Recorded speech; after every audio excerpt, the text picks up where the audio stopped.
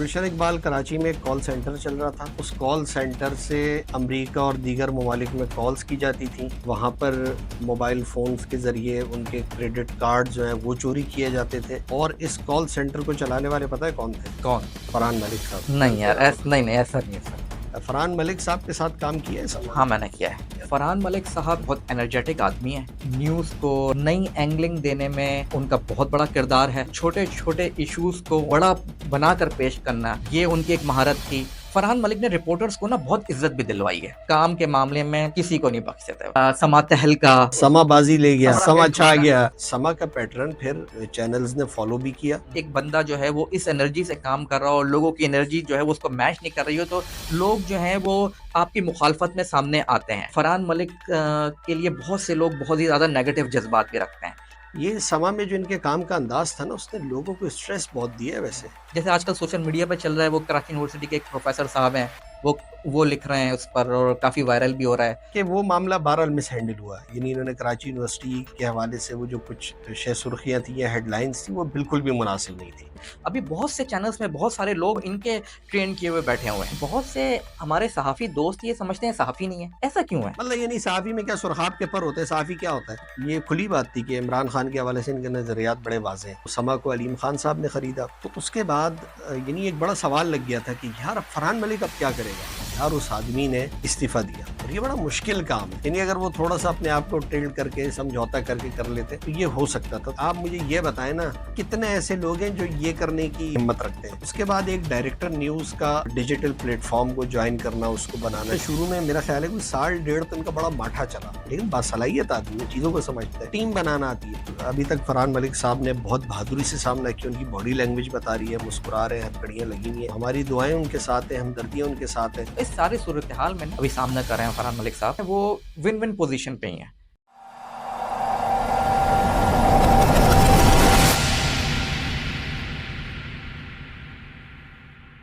गुलशन इकबाल कराची में एक call centre चल रहा था। उस कॉल सेंटर से अमेरिका और दीगर ममालिक में कॉल्स की जाती थीं। वहाँ पर मोबाइल फ़ोन्स के ज़रिए उनके क्रेडिट कार्ड जो हैं वो चोरी किए जाते थे और फिर उससे पाकिस्तान में अय्याशी की जाती थी, अपना घर-बार चलाया जाता था। और इस कॉल सेंटर को चलाने वाले पता है कौन थे? कौन? फरहान मलिक साहब। नहीं जानते हैं यार, आप? नहीं, ऐसा नहीं हो सकता। भाई एफआईए कह रही है, मैं नहीं कह रहा। अच्छा, एफआईए कह रही है? ये कहानी आपको बस आगे भी हम सुनाते हैं, लेकिन एक दरख्वास्त है भाई, चैनल को लाइक करें, सब्सक्राइब करें भाई, इतना काम तो आप कर सकते हैं ना, इसमें तो कोई हर्ज नहीं है। मेरे दोस्त ने बोला है कि भाई अब ये जो है ना हर उसकी इब्तिदा में ये बात कहा करो, ताकि जो है ना लोग इसको सब्सक्राइब करें, थोड़ा हमारा भी भला हो जाए। तो भाई ये हुआ ये है कि फरहान मलिक साहब को उठा लिया है पीका एक्ट के तहत और एफआईए क्राइम सर्किल ने साइबर जो उनका सर्किल है उसने उठाया। उसके बाद हुआ ये कि उनको कोर्ट में पेश किया, रिमांड वगैरह चलता रहा। फिर अदालत ने ऑर्डर्स दिए कि भई इनको जुडिशियल कस्टडी में आप जेल भेज दें। तो फिर हुआ ये कि जेल उनको नहीं भेजा गया और उनके वकील उनको ढूँढते रहे, जेल में इंतज़ार करते रहे कि कब ये आएँगे और बाकी के मामलात होंगे, तो वो नहीं हुआ। उसके बाद वो दोबारा अदालत पहुँच गए। अदालत पहुँचकर उन्होंने कहा कि भाई वो फरहान मलिक पता नहीं कहाँ गए, आपने कहा था कि जेल भेजो, वो जेल तो नहीं पहुँचे। फिर उसके बाद क्या कहते हैं वो तलाश का अमल शुरू हुआ, तो फिर एफआईए के जो लोग थे वो उनको लेकर आए, उन्होंने कहा 1 मिनट रुको भाई, ये तो बंदा हमें मतलूब है भाई। ये वहाँ यु गुलशन इकबाल में इसकी सरपरस्ती में एक कॉल सेंटर चल रहा था, उस कॉल सेंटर में जो लोग बैठे होते थे वो फ्रॉड कर रहे थे। अमरीकी बाशिंदों से उनका डाटा चोरी करते थे और उसके बाद उससे जो भी कमाई धंधे वो अरमगान कुरैशी वाले कहानियाँ तो मालूम है ना, करोड़ों रुपए इसमें। तो भाई अब की ये सूरत-ए-हाल है कि इनको इसमें अब फिट कर दिया गया है। जो पहला वाला केस है वो तो अपनी जगह मौजूद है। वो जो केस था जो रियासत मुखालिफ सरगर्मियों में ये मुलव्वस हैं या कोई ऐसा बयानिया बना रहे हैं, तो वो केस भी अभी है। हाँ, वो तो ख़ैर है उसका। अच्छा, इस केस में भी रिमांड हो गया। एफआईए ने बोला कि आप हमें 14 रोज़ के लिए इनको हमारे हवाले करें, ज़रा हम तहकीकात तो करें। तो फिर कोर्ट ने कहा नहीं 14 नहीं, आप 5 रोज़ के लिए अपने पास रखें। अच्छा, सिर्फ़ ये नहीं है बल्कि इसमें कुछ दिन पहले ही पाकिस्तान तहरीक-ए-इंसाफ कराची की एक तर्जुमान है फौज़िया सिद्दीकी, उनको भी रियासत मुखालिफ बयानिया प्रमोट करने पर उनको घर से उठा लिया था एफआईए ने और अब तो ख़ैर उनकी ज़मानत हो गई है, जेल से रिहाई हो गई है। इस्लामाबाद में जो सहाफ़ी हैं वहीद मुराद साहब, उनकी भी गिरफ़्तारी हुई है। वो भी कुछ इसी तरह के मामलात हैं। लेकिन ख़ैर हम फरहान मलिक की तरफ आते हैं। अभी तक हमने तो कुछ ऐसा नहीं बोला कि पीका ऑर्डिनेंस के तहत या एक्ट के तहत हमें भी उठा लिया जाए। यार क्या पता उठा लें, मतलब ही इस नहीं बात पे किसी भी उठा लें। यार कुछ नहीं पता ना। अब मसला ये है कि या तो हम पीका जो कानून है यार, और तो और छोड़ें। अब आपको पता है, आप ये तो खैर बड़े मामलात हैं ना। कोई रियासत मुखालिफ बयानियां बनाए, प्रोपेगेंडा करे, ये तो अलग इशू है। अब तो मामला ये है कि भाई आप किसी की, अगर किसी पुलिस वाले की आपने वीडियो बना ली, किसी जो सिविक इदारे हैं यहाँ पर, ये वाटर बोर्ड और ये एसबीसीए, इस तरह के जो इदारे हैं जो सफाई सुथराई, अब आप उन पे भी तनकीद करके देखें, लग पता जाएगा। तो उन पे तनकीद किसी सॉलिड आप सबूतों के साथ भी नहीं कर सकते? यानी यार कर ही नहीं सकते सब कुछ भी। बस अभी तो जो है ना, वो तनकीद का अलग सा मयार बना दिया। अब ये पता नहीं कि वो तनकीद की हुदूद क्या है। खैर बहरहाल ये तो होता रहेगा, चल रहा है। और अब हम तो खैर पीका ऑर्डिनेंस के अंदर अंदर बात करेंगे, और जिस दिन हमें उठा लिया जाएगा हम समझ जाएंगे कि हमने उसकी भी खिलाफ वर्जी कर ली अल्लाह है। तक करे। अल्लाह ताला महफूज रखे। अच्छा, मैं ये कह रहा था, फरहान मलिक साहब के साथ काम किया है समा हाँ, में? मैंने किया है। यार कुछ किस तरह महीने के किया। आदमी है, ज़रा कुछ लोगों को पता तो चले क्या सीन है, किस तरह का बंदा है। मुखालफत भी बहुत है, हिमायत भी बहुत है।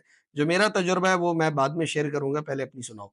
मैंने फरहान मलिक साहब के साथ 2012 में शायद ग़ालिबन चंद महीने 4-5 महीने या 3-4 महीने काम किया था, फिर उसके बाद जो है वो मैं 92 चला गया था। फरहान मलिक साहब जो हैं वो उस वक़्त डायरेक्टर न्यूज़ आए थे, सीएनबीसी में थे, फिर समा में डायरेक्टर न्यूज़ आए थे। एक बहुत एनर्जेटिक आदमी हैं और ख़बरों को न्यूज़ को, रिपोर्टिंग को, पैकेजेस को नई एंगलिंग देने में उनका बहुत बड़ा किरदार है। जो छोटे-छोटे इश्यूज़ को उनको बड़ा बनाकर पेश करना, ये उनकी एक महारत थी। साथ में ये कि यार देखें फरहान मलिक के लिए बहुत से लोग बहुत ही ज़्यादा नेगेटिव जज़्बात भी रखते हैं। लोगों की नौकरियाँ भी कुछ लोग ये कहते हैं ज या जो लोग मुतासिर हुए कहते हैं कि उनकी वजह से गईं, वो एक अलग बात है। लेकिन अगर मैं बिल्कुल न्यूट्रल होके बात करूँ, तो फरहान मलिक ने रिपोर्टर्स को ना बहुत इज़्ज़त भी दिलवाई है। यार देखें पहले कभी कोई कॉन्सेप्ट नहीं था कि एक रिपोर्टर स्टूडियो में बैठा है।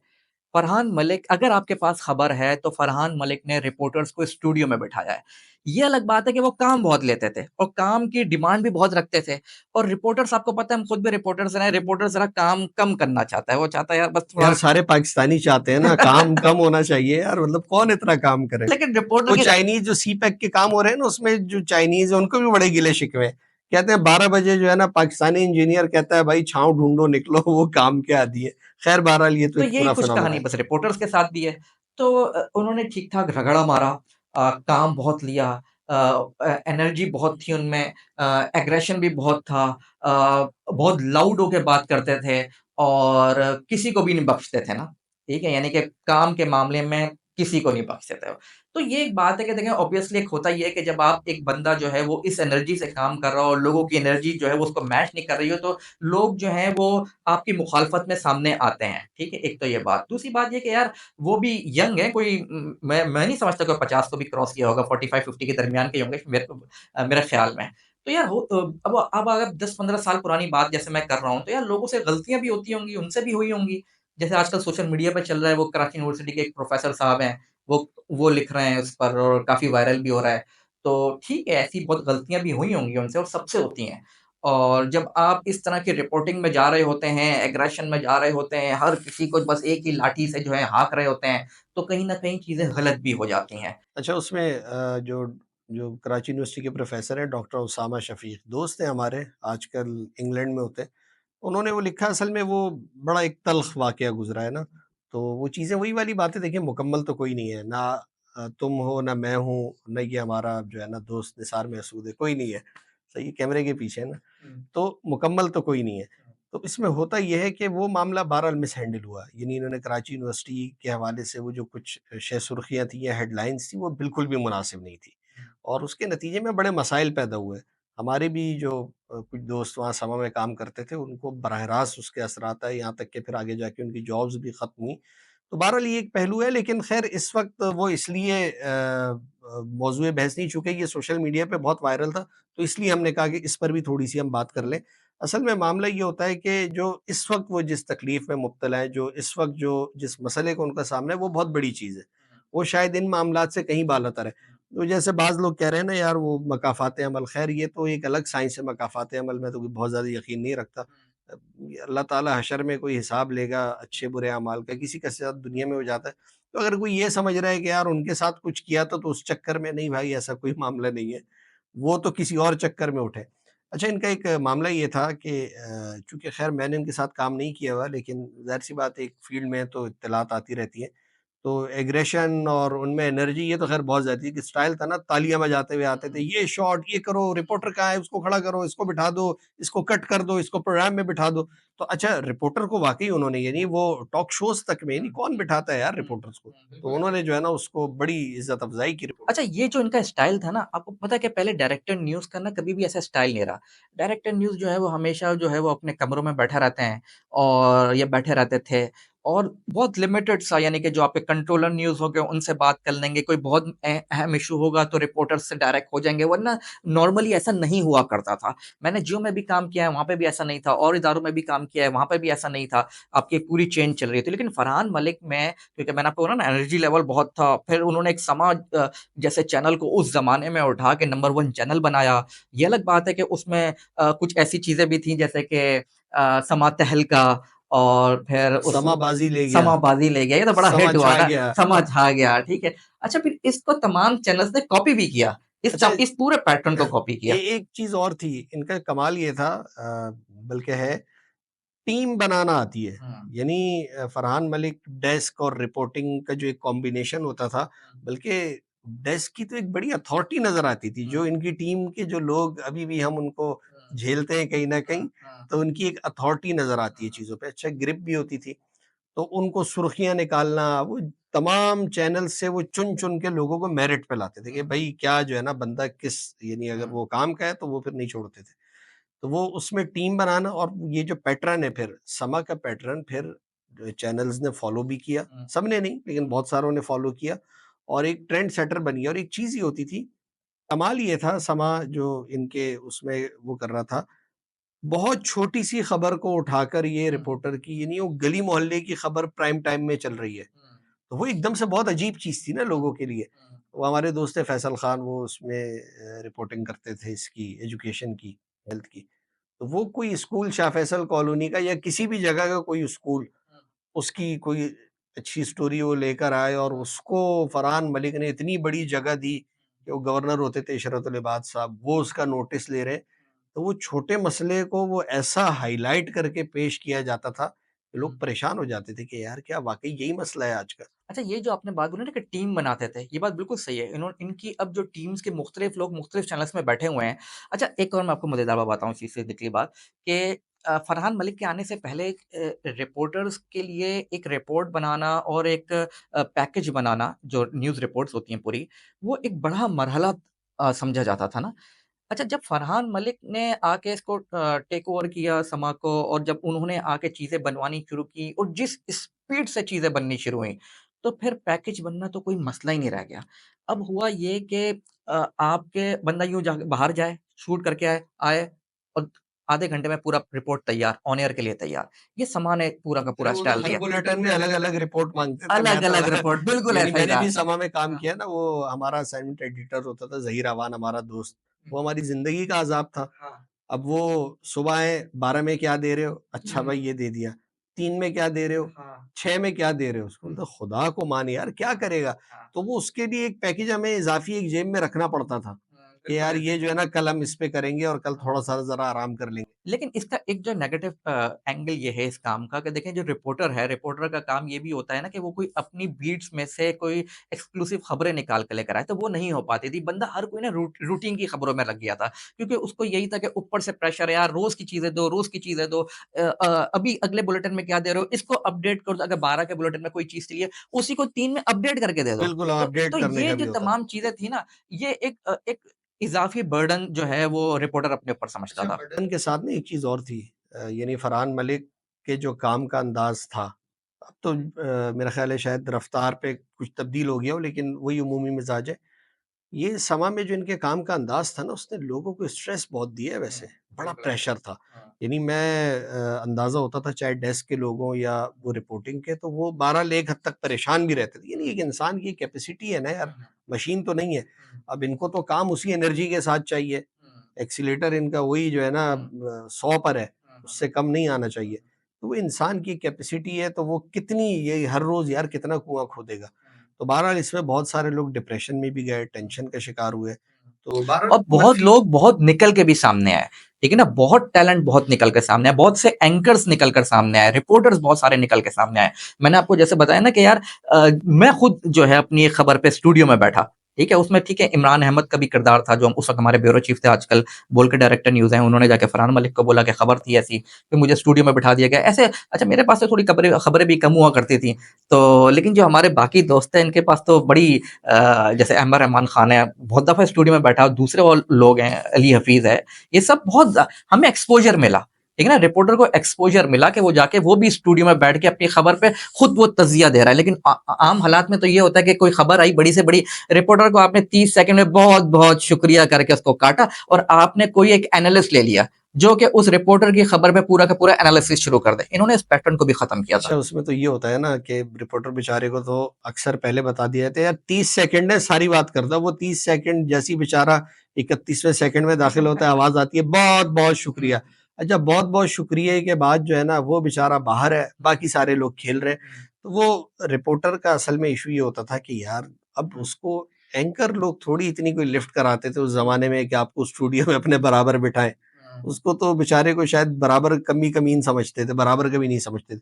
तो ये एक चीज़ थी कि उसको लाके स्टूडियो में बिठाना और यानी और रेगुलर यानी हुँ, पहले जो एंकर्स बिठाते थे, लेकिन वो कोई बहुत बड़ा इश्यू होता था। हुँ। यानी बहुत बड़ा कोई मामला होता था और उसमें रिपोर्टर होता था, तो उसको स्टूडियो में फिर भी नहीं बिठाते थे, जहाँ स्पॉट से ही उसको जो है ना हाँ, बिल्कुल ऐसा लाइव ही ले है। लेते बस थे, वो हाँ, जो बिल्कुल ऐसा अपडेट कर देता था, उसकी ही। हुँ, लाइव हिट हो जाती थी। लेकिन वो स्टूडियो में बिठाना एक जो है हुँ, ना एक नया वो था, तो ये बात बिल्कुल सही है, रिपोर्टर्स को इससे वो मिला। एक चीज़ और इन्होंने की थी, जहाँ अगर मैं गलत नहीं हूँ, मेरा ख़्याल है शायद पहली बार कराची की हद तक, बाकी तो मेरा ख़्याल है पेशावर में इस तरह की मिसाल थी, यानी एक फरज़ाना साहिबा थी, वो शायद आज की ब्यूरो चीफ़ थीं या रिपोर्टर चीफ़ रिपोर्टर थीं। लेकिन कराची में मेरी याददाश्त के मुताबिक पहली बार शायद इनके दौर में ऐसा हुआ कि हमारी वो साथी हैं फ़रियाल आरिफ़, उनको ब्यूरो चीफ़ बनाया हुँ, गया। बिल्कुल। अच्छा ये बड़ी एक ना अलग तरह की हुँ, वो ख़बर थी जो हुँ, यानी मीडिया इंडस्ट्री में रिपोर्टर्स में हुँ, बड़ी हैरत से सुनी गई। हुँ। तो इसमें मामला ये था कि इससे एक अंदाज़ा ये भी होता है कि ये बंदा जो है ना स्टेप लेना जानता है, बिल्कुल ऐसा है। ठीक है? हाँ। ये रिवायती काम नहीं था, देखिए हुँ, समा बहरहाल एक बड़ा हुँ, चैनल था, हुँ, है अभी भी है। तो उसमें एक रिपोर्टर को हुँ, यानी फरियाल अ, हमारे साथ काम किया हुआ है हुँ। और वो उसको वहाँ पर उसकी जॉइनिंग होती है, रिपोर्टिंग में काम करती है, डेस्क पे भी काम किया और उसको ब्यूरो चीफ भी बना दिया। ये बड़ा एक एतमाद का मामला है। अच्छा ऐसे बहुत से सारे किरदार हैं, ठीक है ना? बहुत से ऐसे लोग हैं जिनको एंकर्स बनाया, रिपोर्टिंग से एंकर में लेकर गए। जो एक जो रिपोर्टर था, दबा हुआ था, लेकिन ज़रा इनकी नज़रों में आ गया कि काम करने वाला लगा है, उसको इन्होंने बहुत एक्सपोज़र दिया। तो ऐसे डेस्क के बहुत लोगों को दिया। जैसे वही बात है ना कि अभी बहुत से चैनल्स में बहुत सारे लोग जो हैं, वो इनके ट्रेन किए हुए बैठे हुए हैं। जिसकी वजह से उन चैनल्स में भी जो एक काम की जो स्पीड है ना, वो बहुत तेज़ हो गई है क्योंकि वो यहाँ से इनके पास से होकर निकले हुए हैं। लेकिन ख़ैर, इन तमाम बातों में एक बात और जो अभी नज़र में सामने आई कि जो सोशल मीडिया पे देखा, यार बहुत से हमारे सहाफ़ी दोस्त ये समझते हैं सहाफ़ी नहीं है। ऐसा क्यों है? अच्छा ये हमारा ना एक उमूमी मिज़ाज है। हुँ, इस मिज़ाज की एक मिसाल मैं दूँ कि होता ये है कि किसी गैदरिंग में कोई लड़का मौजूद होता है आपके हमारे साथ, वो तरक्की करता-करता आगे निकल जाता है, वो बढ़ जाता है। कोई भी बड़ा आदमी हो गया। अब वो जो वहाँ बैठे हुए थल्ले पे लोग थे ना, वो थल्ले पे ही रह गए, अगला आगे चला गया। अब जब आगे चला गया ना, तो फिर हमारे दरमिया अंदर एक हसद, नफ़रत, बुग़्ज़ के जो वो असरात होते हैं ना, वो पैदा होने लगते हैं। तो फिर हम उसको डिग्रेड करने के लिए पता है क्या बोलते हैं? हम ये बोलते हैं, "यार, कल तक यहाँ बैठता था हमारे साथ थल्ले पे, चाय लाता था मेरे लिए।" अबे भाई, चाय भी लाता था, कोई हेरोइन तो नहीं लाता था ना, कोई बुरी बात करता था। अगर कोई तरक्की कर रहा है, कोई आगे जा रहा है, एक तो आपको उसमें अगर आप कहते हैं खुशियाँ नहीं मना सकते हैं तो दुखी भी ना हो। आप अपने अंदर भी सलाहियत पैदा करें। अगर आपके अंदर सलाहियत नहीं है, तो फिर आप उसको रब की तक़सीम आप समझकर मानते बिल्कुल हैं जो है ना एक तरफ हो कि जाएँ। फरहान मलिक को सहाफ़ी मानते हैं कि नहीं मानते? साफ़ी हैं यार क्यों नहीं है? मतलब यानी सहाफ़ी में क्या सुरख़ाब के पर होते हैं, सहाफ़ी क्या होता है? एक्चुअली सहाफ़ी ये समझता है कि या तो उसने रिपोर्टिंग की हो, ठीक है? या वो कैमरामैन हो। आता-वाता उसको भले से कुछ ना हो, ठीक है ना? कुछ भी ना आता हो ऐसी उसको, कई ठीक है मिसालें ना? वैसे ऐसे बिखरी बहुत पड़ी है। सारी मिसालें भरी पड़ी हैं, ठीक लेकिन है है ना? वो सहाफ़ी। लेकिन है वो सहाफ़ी। तो एक बंदा जो कि बाकायदा जिसका करियर हमेशा से जो है वो टेलीविज़न्स में रहा, हो सकता है अखबारों में काम किया, मुझे नहीं पता।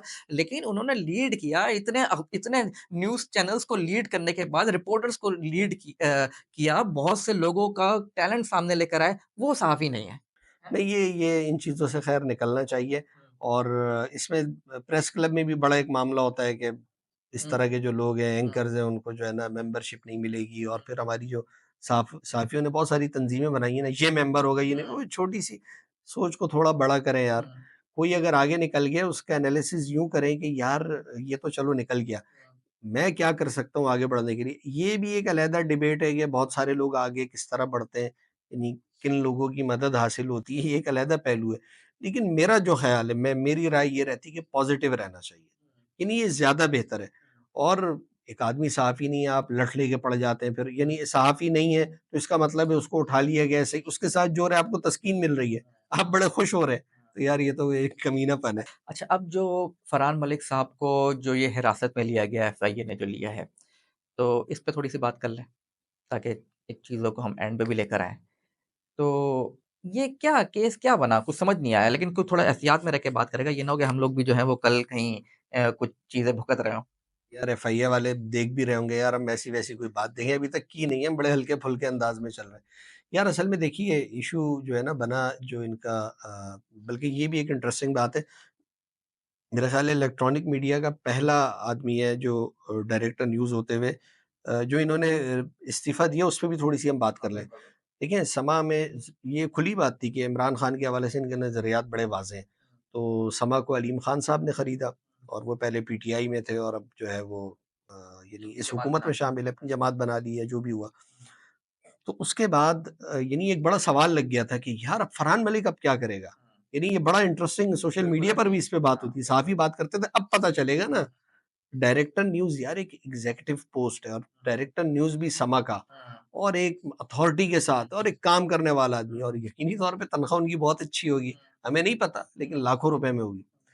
अब उसके बाद देखना था कि यार क्या होता है? तो यार उस आदमी ने इस्तीफ़ा दिया और ये बड़ा मुश्किल काम है। यानी अगर वो थोड़ा-सा अपने आप को टिल्ड करके समझौता करके कर लेते, तो ये हो सकता था। तो ये आप मुझे ये बताएँ ना कितने ऐसे लोग हैं जो ये करने की वो रखते हैं, हिम्मत रखते हैं? आप गिनना तो शुरू करें। कोई भी नहीं है, हर कोई जो कोई नहीं पॉलिसी करता है। आती है ऊपर से मतलब उसके हिसाब सारे से अपने आप को उठकर ट्रेड कर जो लेते हैं। जो मुखालफिन हैं, जिनको एतराज़ है फरहान मलिक को गालियाँ दे रहे हो, कह रहे हैं कि आप दें ना, खड़े हो ना और इस ओहदे पर आकर दें। ये नहीं कोई निचला डेस्क-वेस्क का ओहदा है, रिपोर्टर है। इस एग्ज़ीक्यूटिव लेवल पर चीज़ें बहरहाल तो उन्होंने किया। अच्छा उसके बाद एक डायरेक्टर न्यूज़ का एक डिजिटल प्लेटफ़ॉर्म को जॉइन करना, उसको बनाना टीम बनाना। बनाना। अच्छा शुरू में मेरा ख़्याल है कोई साल डेढ़ तो इनका बड़ा माठा चला। ये वो चीज़ें पिक नहीं कर पा रहे थे, लेकिन बासलाहियत आदमी है, चीज़ों को समझता है, टीम बनाना आती है। वो टीम बनाई, चीज़ें हुई, इनकी टीम में बड़े अच्छे-अच्छे लोग थे, हैं अभी भी। वो मुदस्सिर नज़ीर थे, वो तो अब एआरवाई का हिस्सा बन गए। फैसल हैं, मुअज़्ज़म ये सारे लोग, फ़हद केहर अब तो बारी साहब खुर्रम बारी साहब भी इनके साथ हैं। तो ये इन लोगों ने मिलकर फिर जब बार-बार मशवरे ये यानी उस बंदे का कमाल है हम अक्सर देखते हैं कि वो रफ्तार की टीम को लेके बैठा हुआ है। बात हो रही है, खुले में बात हो रही है, आइडियाज़ लिए जा रहे हैं, डिस्कशन हो रहा है। तो वो उसके बाद जब चीज़ें आना शुरू हुई तो वो चलना शुरू हुआ और फिर वही अगेन आप काम करेंगे एतराज़ तो होगा भई चीज़ों को ड्रामेटाइज़ कर रहे हैं, बहुत ज़्यादा हो गया। कोई सियासी जमातें कहती थी इन्होंने बड़ी हमारी मुखालफत करके जो है ना ये गलत कर रहे हैं, अच्छा कर रहे हैं, एतराज़ात सबने किए। बहरहाल वो चीज़ें होती रही और वो काम होता रहा। तो वहाँ पर ज़ाहिर-सी बात है एक आदमी अपने ख़यालात और नज़रियात तो नहीं बदलेगा ना। आपको क्या लगता है कि वो जिस वजह से रिज़ाइन देकर आया है, तो वही नज़रियात जो है यहाँ पर झलक रहे थे। और इमरान खान की हिमायत में बात करना या बहुत ज़्यादा बात करना कोई इतना भी आसान व्यूज़ तो ख़ैर अच्छे मिल जाते हैं, लेकिन ये वाली चीज़ें भी भुगतना पड़ती हैं। तो जो एफआईए ने जो अब तक कि हमारे पास इन्फॉर्मेशन सामने आई है, बस रियासत मुखालिफ बयान या अल्फाज यानी कोई चीज़ नहीं है कि कौन-सा प्रोग्राम, कौन-सी ऐसी बात कि जिसके ऊपर गिरफ्त की जा सके। ओवरऑल एक चीज़ बना दी है और इसके साथ जो ये दूसरा जो हमने बताया था कि कॉल सेंटर शुरू कर दिया यार, ये तो क्या अब हम बोलें? ज़्यादा बोलेंगे फिर हम पीके में फँस जाएँगे, तो हम नहीं बोलते हैं। अदालत ही फैसला करेगी कि क्या सच है, क्या झूठ है। वैसे बाय द वे इससे हटकर एक बात ये है कि एक ज़माने में आपको याद है डॉक्टर आसिम जो पीपल्स पार्टी के, तो इनको जब उठाया था, अरेस्ट हो गए थे ये, तो जहाँ तक मुझे याद पड़ता है कोई 800 अरब या 500 अरब रुपए की करप्शन का इल्ज़ाम बिल्कुल था। ऐसे ही है। ऐसा ही है ना? हाँ, और क्या 480-80 अरब रुपए। चैनल्स पे प्रोग्राम्स, हुँ, खबरें, टिकर्स, मीडिया ट्रायल और अदालत में पेशियाँ, सब कुछ होता था। आज क्या है? तो मतलब ये बड़े ये सवालात हैं इन चीज़ों के शर्जील ऊपर। इनाम मेमन जो हाँ, हैं, 500 आज अरब। जिनके कोई मीडिया चैनल कोई हिल नहीं सकता उनकी उनकी खबर के बगैर, तो वो जो है उसी दौर हाँ, में उसी दौर में ये सब बिल्कुल ज़ेर ऐसा लगता था ताक़ib। इनका शायद करियर खत्म हो हाँ, गया। निमट गया, फ़ारिग हो हाँ, गया, कुछ लेकिन भी अब नहीं देखें है। वो लाठी लेकर जो है ना कोर्ट आते थे और कोई 500 अरब रुपए की करप्शन थी। तो भाई ये सारी करप्शनें कहीं नहीं साबित होती। मुझे तो लगता है यार मैंने और तुमने ही की है करप्शनें, और ये हमारे दोस्त निसार ने की है। तो इन्होंने ही की होंगी भाई, जिनके ऊपर साबित नहीं हुई तो इसका मतलब है नहीं किया ना। लेकिन करप्शन तो हुई है, ये भी सब मानते हैं। तो हम ये फ़र्ज़ कर लेते हैं कि ये सब हमने की है।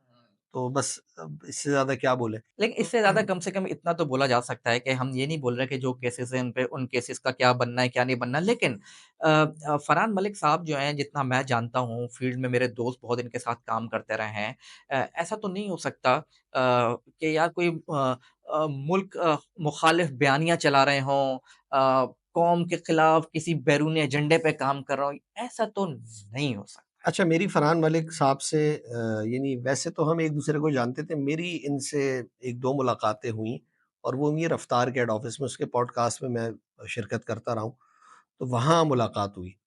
तो जो मुलाकात हुई ना तो उन्होंने एक बात की। अच्छा, ये बात फिर उन्होंने अपने चैनल पे भी की और वो उसका क्लिप भी बड़ा वायरल हो रहा है, हामिद मीर साहब ने भी उसको ट्वीट किया। तो उसमें एक बात इन्होंने मुझे कही, इन्होंने कुरान करीम की आयत एक कोट की, कूनू कव्वामीन बिल क़िस्त शुहदा, कि हक की गवाही देने वाले खड़े हो जाओ। तो इन्होंने मुझे बोला कि यार मैं ना बहुत सारी चीज़ें देख चुका हूँ और मेरा करियर भी अब सक्सेसफुल करियर है, उस पर तो अब कोई बात भी नहीं है ना, और प्रोफ़ेशनली भी ठीक है और फाइनेंशियली भी जो है ना माशाल्लाह से साउंड है, सब चीज़ें ओके हैं। तो इन्होंने कहा यार मैं ये करना चाहता हूँ।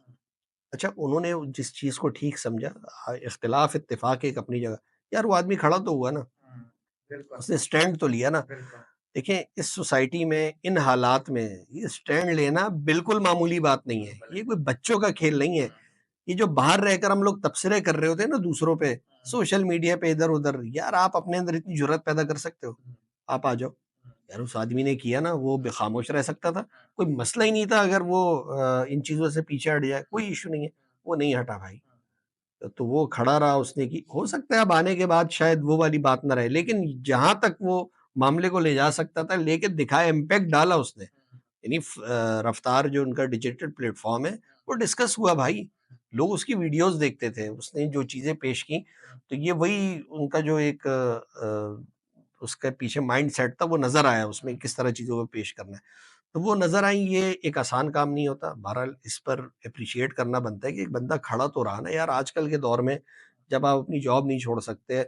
और ये मैं एक और चीज़ बता दूँ, अमूमन एक कॉन्सेप्ट है ना हमारे यहाँ कि यार अमीर आदमी के लिए क्या मसला है, उसके पास होते हैं। गरीब आदमी के लिए कुर्बानी देना फिर आसान है। उसकी वजह ये है कि उसके बेचारे के पास क्या है, वो क्या देगा? अमीर आदमी के लिए खड़ा होना और कुर्बानी देना बहुत मुश्किल काम है। ये चीज़ शायद हम उसको समझ ना पाएँ।